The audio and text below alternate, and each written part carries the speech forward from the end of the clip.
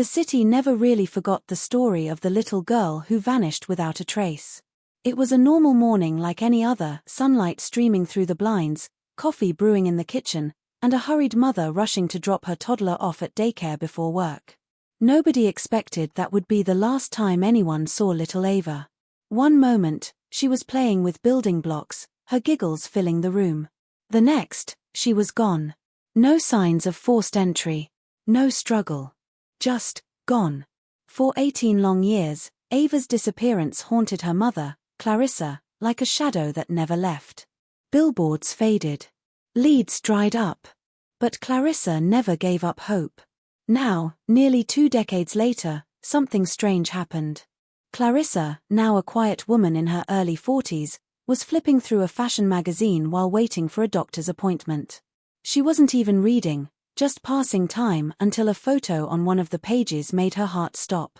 It was part of an article about young people helping others in everyday situations. A teenage boy had offered his seat to a pregnant woman on a crowded subway. The moment was captured in a candid photo, the kindness, the emotion, the humanity. But Clarissa wasn't focused on that. Her eyes were locked on the face of the teen. He looked exactly like her late husband, same deep eyes, same dimple on the left cheek, same birthmark near his ear. Something inside her screamed. Could it be? She tore out the page and took it home, staring at it for hours. The caption only gave a first name, Jaden, and mentioned he was a high school senior known for helping people in his neighborhood. But something didn't sit right. Why did this random teenager look exactly like her daughter might have looked if she'd been raised by someone else? Something about the face, the posture, it all pointed to something much bigger. Clarissa felt the old panic returning. Or was it intuition? As she began digging, her world slowly started unraveling. The daycare had long shut down. Some of the old staff had disappeared. Others refused to talk. And Jaden? He wasn't just any kid. He had no birth records before the age of 3. He'd been adopted by a woman who claimed she found him abandoned at a bus stop. But Clarissa couldn't ignore the gnawing feeling. What if her daughter had never been lost, just taken? She knew she had to find Jaden. But how do you approach someone who might be your child, when they don't even know they were taken? And then, the unexpected happened. The pregnant woman from the subway, the one Jaden had given his seat to, found a note in her purse later that day. She didn't remember putting it there. The handwriting was neat, almost childlike. The message? Just 4 words. But they would change everything. Find the woman watching. Who left that note? What did it mean? And who was watching? The answers were closer than anyone thought. But the truth was darker than they could have ever imagined. Clarissa sat on the edge of her bed, the crumpled magazine page still clenched in her hand. Her fingers had left small creases across the boy's face, but even through the folds, the resemblance was impossible to ignore. It wasn't just the eyes or the way his mouth curved when he smiled, it was the sadness hiding behind that expression. The kind of sadness you recognize when you've lived with your own for too long. For years, Clarissa had learned to live with unanswered questions. Every birthday that passed without Ava. Every holiday with an empty chair. She tried to move forward, to pretend time healed things, but the hole in her heart never closed. Now, for the first time in nearly 2 decades, a door had cracked open. She didn't know what she'd find on the other side, but something told her this wasn't just coincidence. She pulled out the old box from under her bed. Inside were memories, Ava's baby shoes, a tiny pink Odyssey, a photo album that ended far too soon. And tucked at the bottom, newspaper clippings, police reports, even notes from a private investigator she could barely afford back then. She had read them so many times she could recite them in her sleep. But something told her to look again. To see if something connected. Back then, the police said it looked like an inside job. No signs of forced entry, and all the staff passed background checks, at least on paper. But there was one name she had underlined in red, Maria Jennings. A part-time employee, barely 19, who worked the early shift the day Ava went missing. She quit the same week and left town without a trace. The daycare director said she needed to be closer to family, but Clarissa always found that strange. No one could track her after that. Now, as she scanned the old file, Her eyes fell on a grainy photo of Maria, printed from a staff list. Long dark hair, sharp cheekbones, and a nervous smile. She held it up next to the magazine picture. The boy, Jaden, didn't just look like Clarissa's husband. There was something about him that echoed Maria, too. Could it be? Clarissa's hands trembled. She opened her laptop and started searching. Jaden, subway, helped pregnant woman, photo, magazine. She tried every combination she could think of. Hours passed. Nothing came up that matched the image in the magazine. No social media profiles. No interviews. It was like the boy didn't exist, at least not online. But she had one clue. The magazine's name. She called the editorial office, pretending to be a teacher doing a class project on youth kindness. The assistant on the line hesitated but finally gave in. The photo came from a freelance contributor, she said. Let me check. Yeah, here it is. Taken by a woman named Beverly Quinn. She lives in Queens. Queens. That was a start. Clarissa hadn't driven into the city alone in years, but the next morning she packed a small bag, took the page, and headed for Queens. The streets were busy, full of honking taxis and people with places to be. But Clarissa walked with purpose. The address led her to an old apartment building with chipped brick and rust around the mailboxes. She knocked gently. A woman in her 50s opened the door. Short silver hair, a cigarette in hand, and sharp eyes that scanned Clarissa in an instant. You're not here to sell me something, are you? I need to ask you about a photo you took, Clarissa said, holding up the magazine page. Beverly leaned forward. Her face softened a little. Oh, yeah. I remember that kid. Sweet one. Gave his seat to a woman ready to pop. I was just snapping street life for a project. Do you know who he is? Clarissa asked. Beverly shook her head. Nope. He didn't give his name. I only found out his first name when someone recognized him and tagged it online. Jaden, I think. Real polite. Do you know who recognized him? She looked at Clarissa for a long second. You his mom? Clarissa hesitated. I don't know. Beverly nodded slowly. Hang on. She disappeared into her apartment and came back with a notepad. There was a girl who messaged me after I posted it. Said she goes to school with him. Gave me his Instagram handle. But the account's private. She tore off the page. Here. You didn't get this from me. Clarissa took the note and thanked her, heart pounding. Back at her hotel, she found the account. The profile picture was blurry, but it was him. Jaden. 473 followers. One post. No bio. She clicked the one post. It was a shadowy photo of a sunset, not helpful.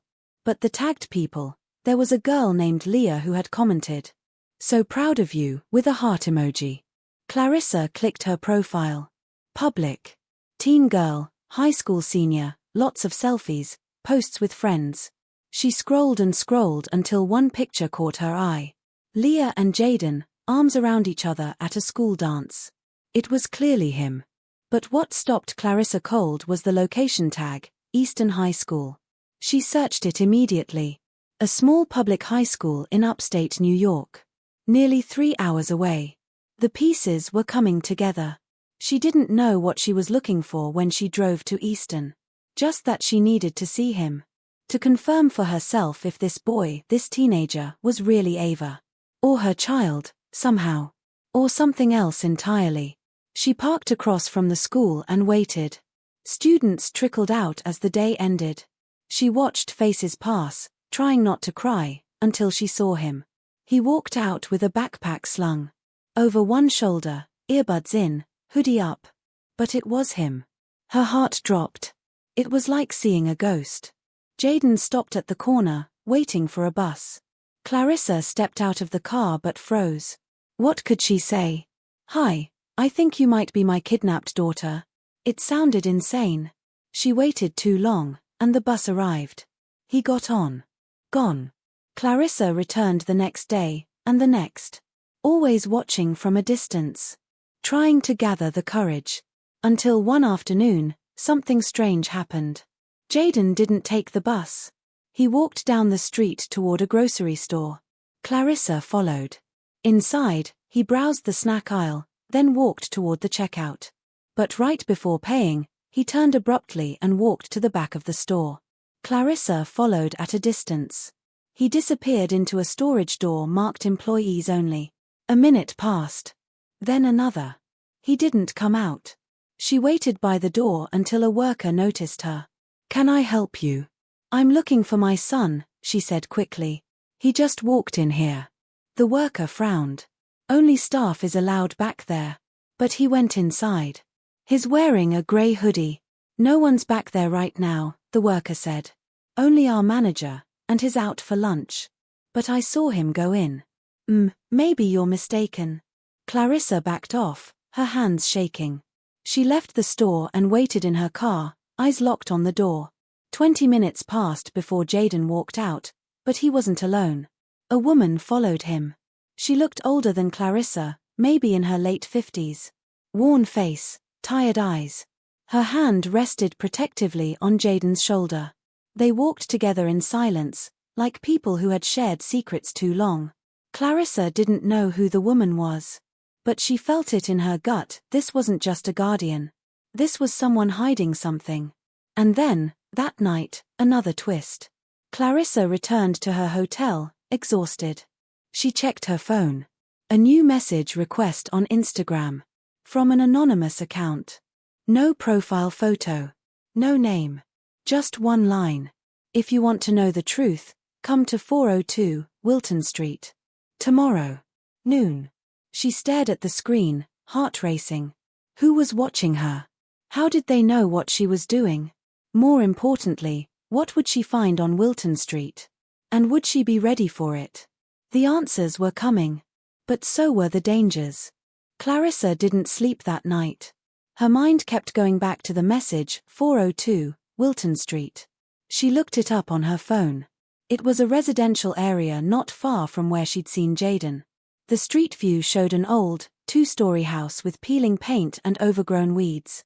It didn't look like the kind of place you went for answers. It looked like the kind of place you went when you had nothing left to lose. By the time the sun came up, she was dressed and in her car. She got there early, parking down the block so no one would notice her right away. Her hands were tight on the steering wheel. What if it was a trap? Or a mistake? What if she was getting in too deep? But something kept pushing her forward. The same instinct that made her take a second look at that magazine. The same gut feeling that told her the boy in the photo wasn't just any teenager. He was a piece of a puzzle no one had finished. She looked at the clock. 11:56. At exactly noon, she walked up to the house and knocked. Nothing. She waited. Knocked again. Still nothing. But then, just as she was about to leave, the door creaked open. A man stood there. Early 60s, thin frame, wearing a flannel shirt and glasses that hung low on his nose. He looked at her without surprise, like he had been expecting her. "You're Clarissa," he said quietly. She nodded, unsure. "I don't have much time," he said. "Come in." Inside, the house smelled of dust and old wood. It was dimly lit, the windows covered in thick curtains. He led her to a small sitting room and gestured to a chair. "I don't know everything," he began. "But I was there. A long time ago. I worked at the daycare." Clarissa froze. Her breath caught in her throat. "My name's Howard," he said. "I was in charge of maintenance back then. No one ever asked me much during the investigation, but I saw things. Strange things. That week before Ava disappeared, there were people coming in after hours. Not parents. Not staff. One of them was Maria. The young girl you've been looking into." Clarissa's heart started to race. "Why didn't you come forward?" "I tried," he said. "But no one believed me. And then I got a warning. Someone broke into my apartment. Left a picture of my daughter on the kitchen table. That was enough." Clarissa felt a chill run down her spine. "After that, I kept quiet. I moved away. Started over. But when I saw your name pop up in an old article again about the case being reopened, I knew someone would come looking." "Why now?" Clarissa whispered. "Because people who were involved, they're starting to die." Clarissa stared at him. What do you mean? Two of the old staff members. One died in a house fire. The other, hit by a car in what they called a freak accident. But I don't think it was random. I think someone's tying up loose ends. She didn't know what to say. Her head was spinning. If this was true, then Ava's disappearance wasn't just a kidnapping, it was something bigger. Something planned. There's a man, Howard continued. He was never listed as staff, but he was around. I think he was paying Maria. I only saw him a few times, but he had this habit of wearing gloves, even in the summer. I called him the Collector. Don't know his real name. But I heard him once. He said something about fresh starts and reprogramming. Like these kids weren't being taken, they were being reset. Clarissa's stomach turned. I've said too much already, Howard said, standing. You need to go. And be careful. Don't trust anyone too easily.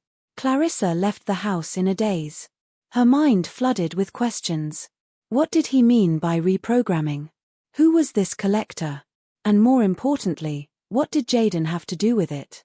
As she drove back toward her hotel, she passed by the grocery store again. The same one where Jayden had gone into the back room. She decided to stop. This time, she walked straight to the counter. Is the manager here? She asked. The clerk looked up. That'd be Angela. She's in the back. Can I speak with her? He picked up the phone, made a quick call, then nodded. She'll be right out. A few minutes later, the woman Clarissa had seen with Jayden emerged. Up close, she looked older than Clarissa had guessed. Her eyes were tired, her face lined with years of hardship. But there was strength there, too. Can I help you? She asked cautiously. Clarissa didn't want to scare her off. I'm sorry to come like this. I'm just trying to find someone. I think he might be connected to my past. Angela stiffened slightly. I don't know what you're talking about. I saw you with him, Clarissa continued. Jayden. That's his name, right? Angela hesitated. What do you want with him? I think he might be my child.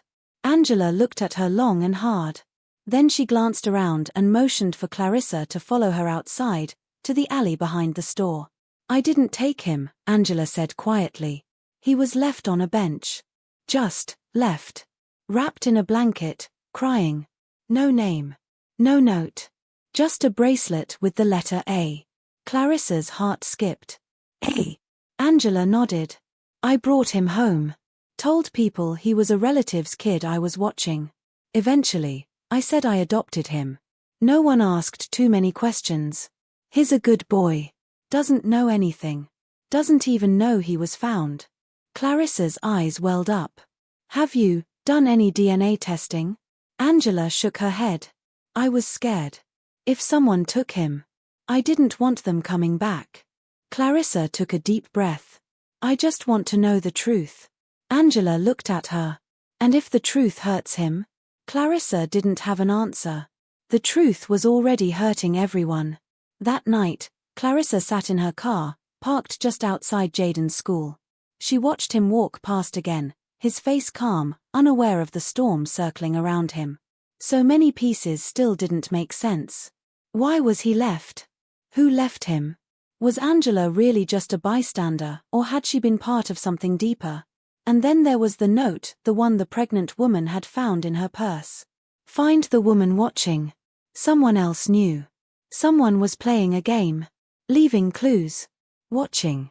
Clarissa wasn't the only one digging. And whoever else was out there, wasn't finished. Clarissa didn't go home that night. She couldn't. Something deep inside her told her the time for quiet waiting had passed. Every second counted now. The truth wasn't just hiding anymore, it was circling her, getting closer, pressing against her from every side. She felt it in her chest, heavy like a weight she couldn't shake off. She kept replaying Angela's words in her head. The bracelet. The letter A. Why would a kidnapper leave a bracelet like that unless they wanted someone to find him? Unless they wanted her to find him? But then, why wait 18 years? Why now? She drove around for hours, not sure where to go, until she found herself parked in front of the daycare. It had long been shut down, the building abandoned. Broken windows, rusted gates, and a sign half torn, swaying in the wind. It looked like the perfect place to bury secrets. Clarissa climbed out and walked toward the back. The fence was bent just enough to slip through. The smell of mold and old wood hit her as she stepped inside. Her flashlight cut through the darkness, revealing crumbling walls and forgotten toys. Then something made her stop. A scraping sound.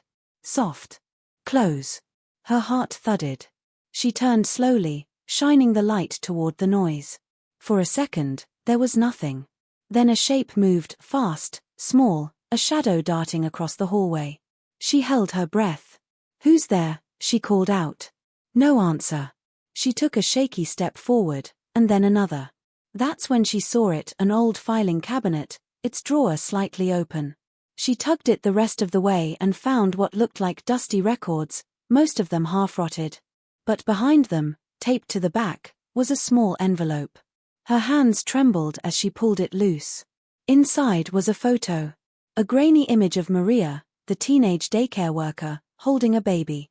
That baby had the same birthmark on his shoulder that Clarissa remembered Ava having, the tiny heart-shaped blotch. On the back of the photo, someone had scribbled, "Project Eden, Subject A11. Reset successful. Awaiting transport." Clarissa stared at the words, chilled to her core. This wasn't just about a lost child. This was something more, something systematic. Subject A11 wasn't a name. It was a label. A code. And Project Eden? She had never heard that term before, but it sounded clinical, cold. She stepped back and nearly tripped over something. Turning the light down, she saw a torn, moldy banner on the ground, Bright Futures Child Center, growing with love. It made her sick to her stomach. A place that had promised love had been a front for something dark. Outside, a car passed slowly, its headlights sweeping across the building. Clarissa crouched by the window, heart racing. She didn't recognize the car, but it stopped for a moment. Then, just as suddenly, it drove off. She knew now someone was watching her. And if she had found that photo, they probably already knew. The next morning, Clarissa returned to the store where Angela worked, but it was closed. A temporarily out-of-service sign hung in the window. She knocked anyway. Nothing. The store looked deserted. Her phone buzzed. A blocked number. She answered without thinking. "Stop asking questions," the voice said. It was low, calm. A man's voice. No accent. "You're digging into things that were meant to stay buried." "Who are you?" she asked, her voice shaking. There was a pause. Then, "You want answers? Be at the train station. Tonight. 9 o'clock. Come alone." The line went dead. Clarissa didn't tell anyone. She didn't even bring her phone. Just a small recording device hidden in her pocket. As she waited at the station that night, her eyes scanned every face. Every movement. Then she saw him. A tall man in a grey coat, walking with purpose.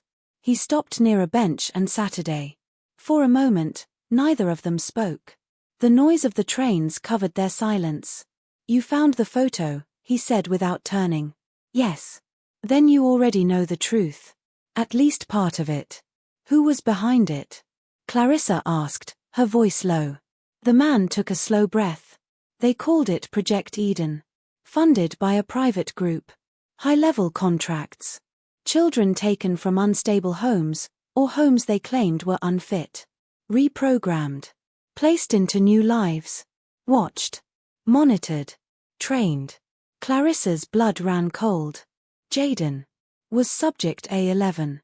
One of the first. He was taken because they believed his genetics made him ideal for long-term study. But something went wrong. The girl, Maria, tried to run with him. Tried to undo what they had done. She didn't make it. But he survived. Why leave him? To let the dust settle. He became a risk. Angela wasn't part of the plan, but she took him in. They let it happen. Clarissa's heart was pounding. "Why me? Why now?" The man stood. "Because you're part of it, too. You just don't know how deep it goes yet." Then he turned and disappeared into the crowd before she could stop him. Clarissa stood frozen, her mind spinning. Her daughter's disappearance. The mysterious clues. The hidden files. And now Jayden, possibly her son, stolen, manipulated, used for something she could barely understand. She went back to her hotel, only to find her door slightly ajar. Her breath caught. She stepped inside cautiously. Nothing looked out of place until she saw the table. A single item sat on it. Another envelope. Inside was a note. "You're not the only mother looking. Watch who watches you." And underneath that, a photo. This time, it wasn't Jayden. It was another teenager. A girl. She had Ava's eyes.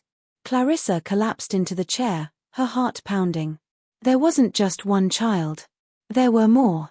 And someone was making sure they never found their way back. Clarissa sat frozen in that chair for what felt like hours, the photo clenched tightly in her trembling hands. The girl in the picture, those eyes, that soft dimple near the left corner of her mouth, it was Ava. It had to be. But she looked older now, maybe 17 or 18. That meant someone had been watching Ava, photographing her recently. Someone knew where she was. Her mind raced. This wasn't just about Jayden anymore. He wasn't the only one taken. Ava, her Ava, was still out there.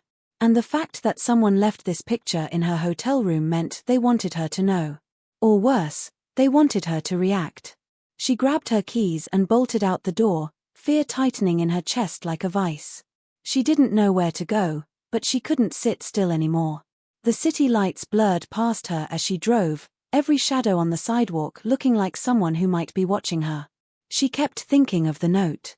"You're not the only mother looking." Did that mean other children had been taken too? Other parents still searching after all these years? Clarissa made a decision. She returned to Angela's neighborhood. The shop was still closed, but the building next door had an old security camera.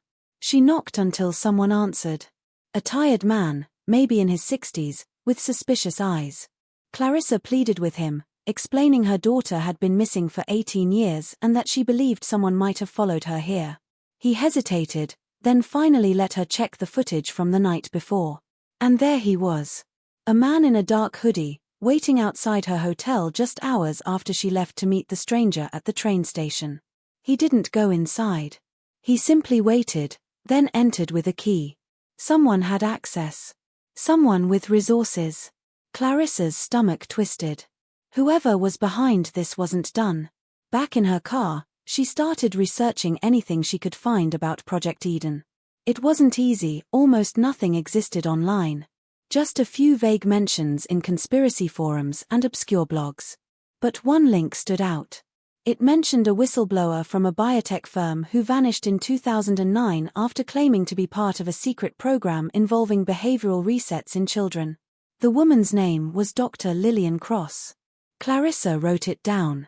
She also noticed something strange. One of the blog comments, posted just days ago, mentioned a recent sighting of Dr. Cross in a small town just 2 hours from where she was staying. The user who posted it had an odd username, EchoParent11. It chilled her. Echo. Subject A11. Jayden.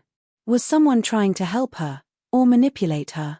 Against her better judgment, she drove to that town the next morning. It was quiet, almost too quiet. Clarissa visited a local diner and showed the waitress a picture of Dr. Cross she found online. The woman looked at it, then paused. "She comes in here sometimes," the waitress said slowly. "Always sits at that corner booth. Keeps to herself. Haven't seen her in about a week, though." Clarissa thanked her, left a tip, and waited at the booth for hours, hoping for a miracle. But instead, an envelope was slid across the table to her by a young busboy with blank eyes. He didn't say a word, just walked away. Inside the envelope was a flash drive. And a simple message written on a napkin: "Play this somewhere safe."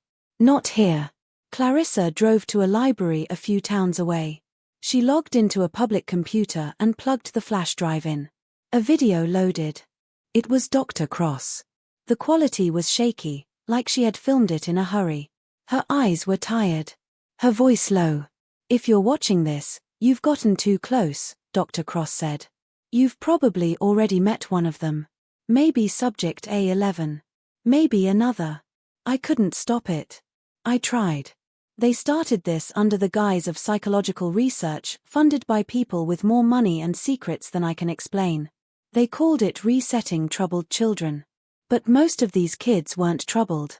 They were different. Gifted in some way. Observant. Intuitive. Strong-willed. That's what scared them. They took them young, erased their memories, rebuilt identities, placed them in controlled environments to study long-term behavior modification. Most didn't survive the emotional damage. But a few adapted. She paused, looking directly into the camera. If you're looking for a girl named Ava, I think she's one of the last ones still unaccounted for. Clarissa's hands shook as she reached out to pause the video. But before she could, Dr. Cross added one final thing. They never stopped. They just went deeper underground. And now they're planning something bigger. These children, they were just the first step. Then the screen went black. Clarissa slumped in the chair, her pulse roaring in her ears. Ava. Jaden. Maybe even others. They were all part of some larger experiment. And now, they were the key to something terrifying. Back at her hotel, Clarissa's door was again slightly open. She rushed inside. The room was a mess. Drawers open. Papers scattered. But nothing stolen. Except one thing. The photo of Ava. It was gone. She stood in the center of the room, shaking. Not just from fear, this was something deeper. Fury. Determination. Whoever was doing this wasn't going to stop. And neither was she. As she picked up the scattered papers and tried to calm her thoughts, her phone vibrated. It was a new number. No caller ID. A message popped up. You have no idea who she's become. But you'll find out soon. They always find their way home. Clarissa stared at the words, heart pounding. Was it a threat? A clue? A warning? And then, almost like a whisper behind her thoughts, something clicked. If Ava was still out there, what if she wasn't waiting to be saved? What if she was already on her way back? But oh, as who? Clarissa didn't sleep that night. The message on her phone echoed in her mind over and over, they always find their way home. What did that even mean? Was Ava on her way? Had someone sent her? Or, was Ava not the same girl anymore? That thought haunted her more than anything else. At sunrise, she got in her car again, aimless but desperate. Then, her phone buzzed again. This time, it was an address. No name. No message. Just a location. It was 2 hours away, on the outskirts of a wooded area near a closed-down mental health facility, one of the original Eden Institute satellite branches, she would later learn. She didn't hesitate. The drive was quiet. Too quiet. And the woods, when she finally reached them, felt like they were holding their breath. Clarissa parked and walked the remaining distance toward what looked like an abandoned building, worn down and overtaken by vines. But the lock on the front gate was new. Someone had been here recently. She squeezed through a break in the fence and moved slowly inside. The air was heavy. Stale. The halls were dark, the only light coming from broken windows and flickering overhead bulbs. Then she heard it. A faint echo of footsteps. Hello, she called out. No answer. She pressed forward. Her heart was hammering in her chest. She moved past old examination rooms, peeling walls, and shattered glass. Then, she saw something strange, fresh footprints in the dust. Small. Almost delicate. A door creaked open ahead of her. Clarissa slowly pushed it wider and stepped into what used to be a patient observation room. In the middle stood a girl. Slim, poised, with long dark hair and a quiet strength in her posture. Her back was to Clarissa, but the moment she turned, Clarissa stopped breathing. It was her. Ava. 18 years older, but unmistakable. Her daughter. Ava. Clarissa whispered. The girl tilted her head slightly but didn't speak. Her eyes were calm, too calm. Controlled. Almost rehearsed. You're alive, Clarissa said, barely believing the words coming out of her mouth. I've been looking for you for so long. Ava stepped forward, slow and steady. I know, she said quietly. I've been watching. Clarissa blinked, confused. What do you mean watching? They let me, Ava replied. After the trials were over, they let some of us choose. Stay, or find our way back. Clarissa didn't understand. Trials? They didn't just erase us, Mom, Ava said, her voice soft but clear. They rebuilt us. Reprogrammed us. We were part of something bigger. I remember some of it now. The experiments, the isolation, the resets. But the one thing I could never erase was your voice. Clarissa felt her knees weaken. She wanted to run to her daughter, hold her, never let go, but something in Ava's tone, her distance, made her hesitate. I tried to come home, Ava continued. But they didn't think I was ready. They said I needed to stay hidden. That if I went back, it would put everything at risk. Everything? Ava looked away. There are more of us, Mom. Kids like me. They made us believe we were broken. But we weren't. We were just aware. They couldn't control that.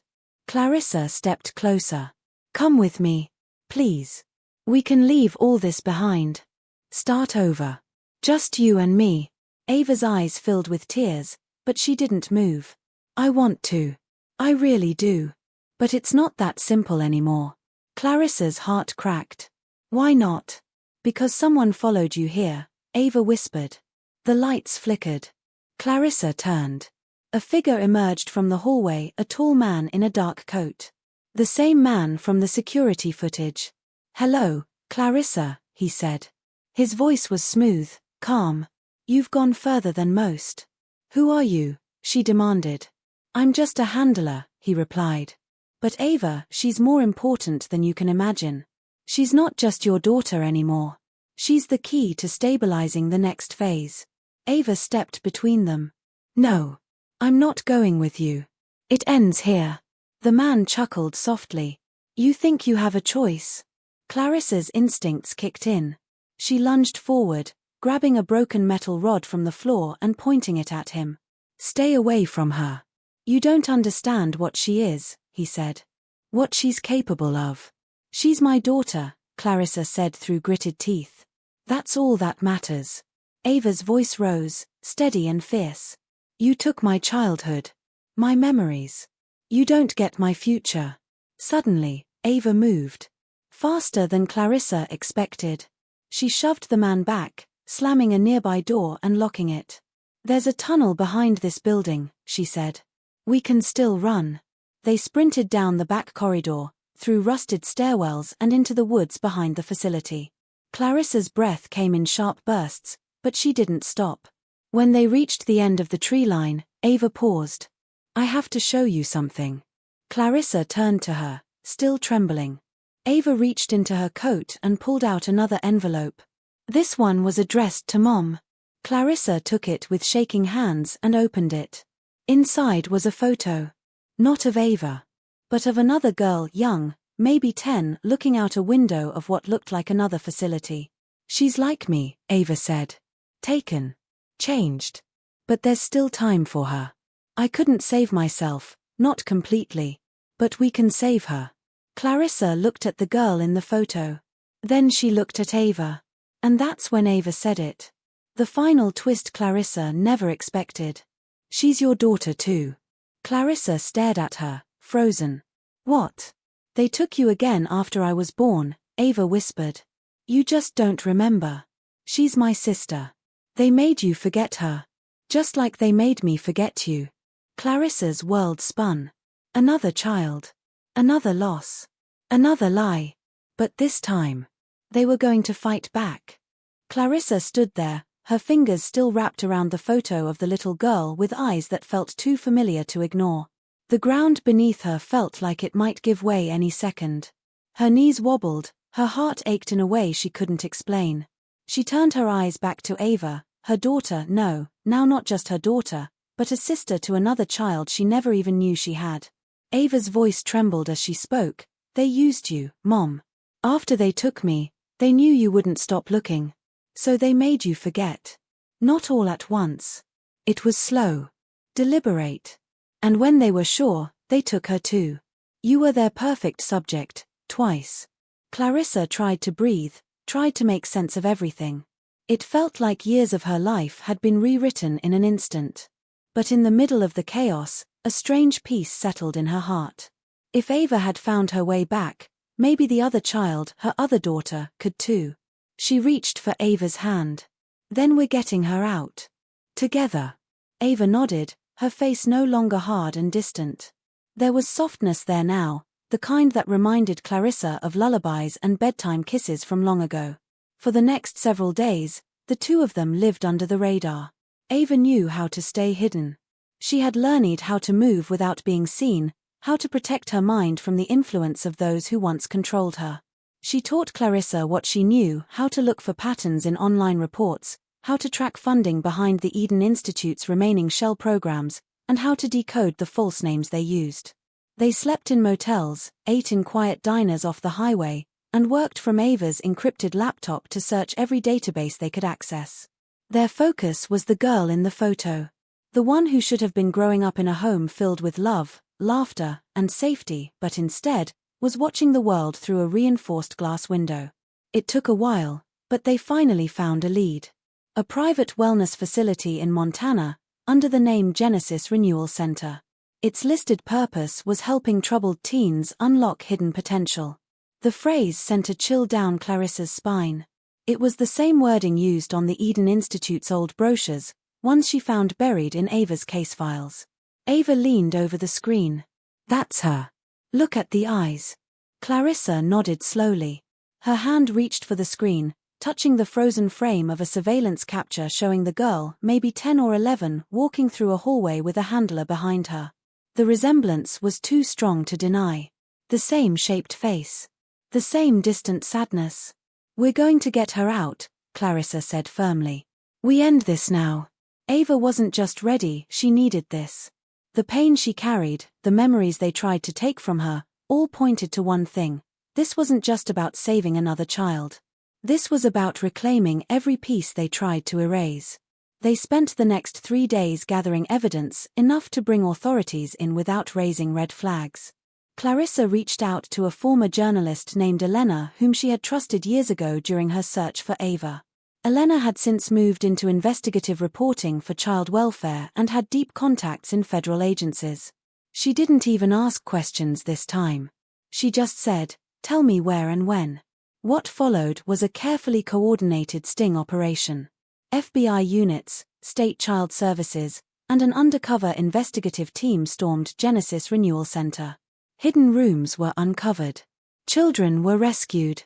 And in the back corner of the facility, behind a locked door and 2 security checkpoints, Clarissa saw her. The girl. She was sitting quietly, a coloring book in her lap, surrounded by walls painted in soft pastel blues meant to create calm. But her eyes lit up when she saw Clarissa, just the way Ava's had, all those years ago in the mall. She stood, cautious but curious. Clarissa knelt down in front of her, her voice cracking.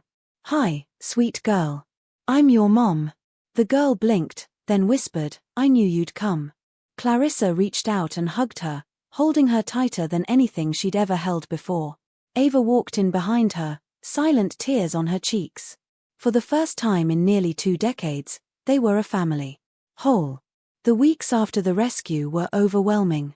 There were legal hurdles, media headlines, and therapy appointments. But there were also movie nights, kitchen dance parties, and slow mornings where nothing mattered except being together. The younger daughter, who chose the name Hope, slowly began to open up. Her memories came in fragments, songs, smells, and a dream about someone humming in a rocking chair. Ava became her protector, her translator for the confusing world she had just re-entered. One evening, as the 3 of them sat on the porch watching the sunset, Hope looked up at her mom and said, "Will they ever come back for us?" Clarissa looked at both her daughters, took their hands, and said, "They took enough already. Now, we live. We love. And we protect each other. That's all they'll ever get." In time, Clarissa and Ava decided to share their story not as a warning, but as a call to action. With the help of Elena, they launched a podcast and community platform to help families affected by similar disappearances. They uncovered more about the hidden branches of the Eden Institute, and their efforts led to further arrests and shutdowns. It wasn't easy. The shadows of the past still lingered, especially for Ava. There were nights she woke up screaming, memories too buried to name. But every time she did, Clarissa was there, arms wide open. And now, so was hope. They had lost time. Years they'd never get back. But what they built now, together, was stronger than anything those behind Eden had tried to destroy. And one final twist emerged months later when Ava found a letter inside a box of her old belongings recovered from the facility. It was handwritten, from one of the staff members who had left before the collapse. It read, "I couldn't stop them, but I tried to leave you a thread. You were always more than what they said. Keep walking toward the truth. The world needs you. M." Ava folded the letter, her hands shaking, and looked at her mom. "Do you think he meant all of us? Or just me?" Clarissa smiled softly, brushing a strand of hair behind her ear. "I think he meant all of us. And I think he was right." Together, they moved forward, not with all the answers, not with the perfect ending, but with something more powerful: truth, love, and a future they were finally free to shape. And as their story closed a painful chapter, it opened another, one where they were no longer victims of the past, but builders of a tomorrow where no child would be forgotten, and no mother would be left in silence. Because they weren't just survivors. They were a family. And they were finally home.